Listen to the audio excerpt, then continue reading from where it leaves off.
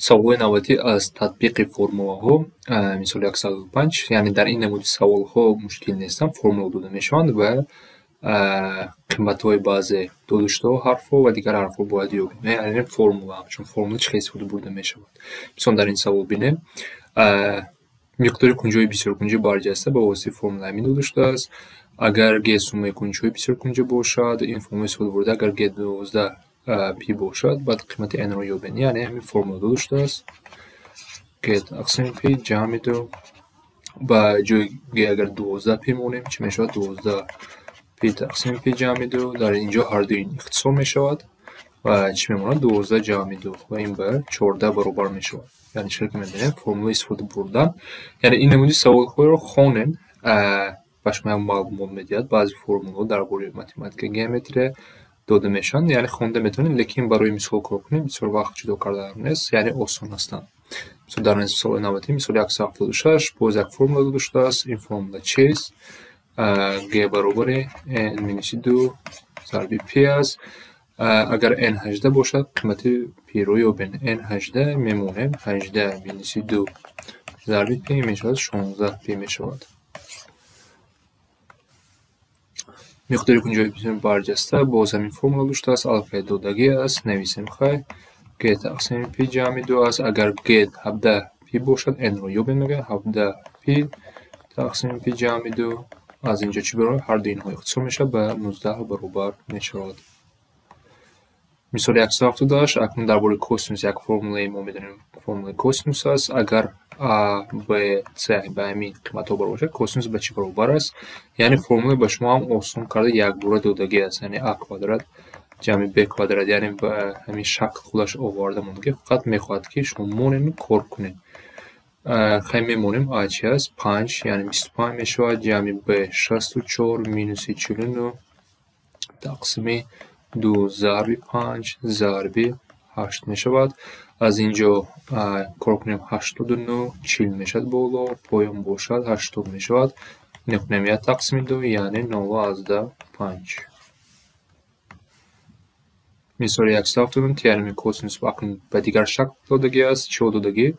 b دادگی c دادگی کوسینوس دادگی a رو یابیم یعنی فرمولا میمونیم a کوادرات برابر میشه جای b ما چه میمونیم 7 رو میمونیم یا بنویسیم 49 جمع c 36 مینوس 2 ضرب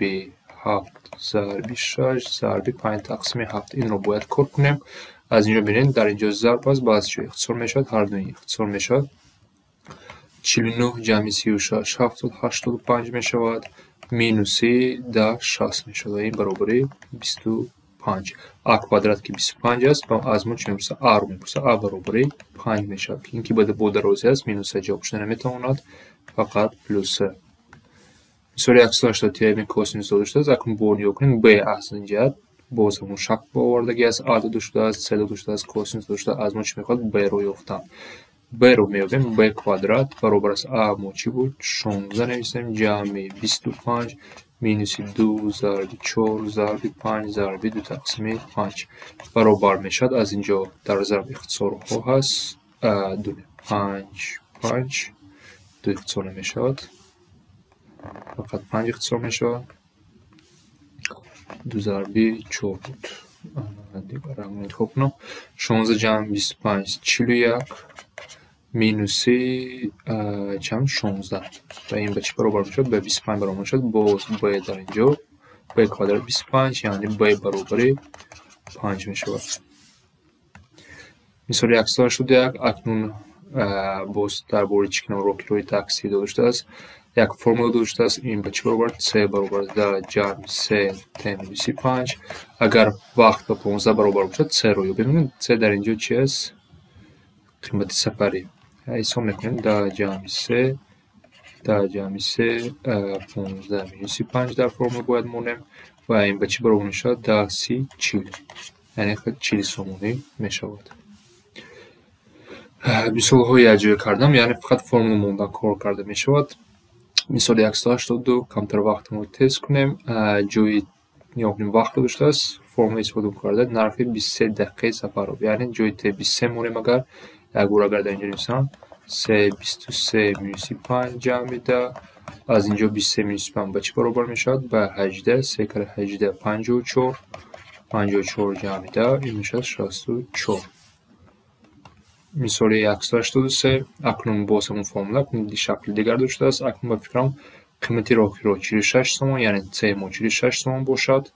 در اینجا نویسم 46 جمع 5 تقسیم 3. از ما وقت میپرسد یعنی سوال نخونده هم یک بار گفته میتونیم 51 تقسیم 3 این میشود به 17 یعنی 17 دقیقه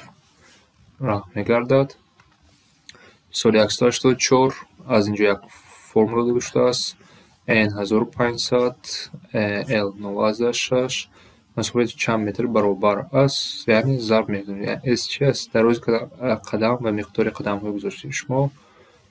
خوندن البته لیکن با سوال ها ممکن است برایمون نخونده شدم 1500 9.6 رو 6 تقسیم 10 نویسیم این 150 ضرب 900 می شود. مثال 185 باز اینجا فرمول داشته است از چی داشته S داشته است N داشته L رو باید یابیم میگوید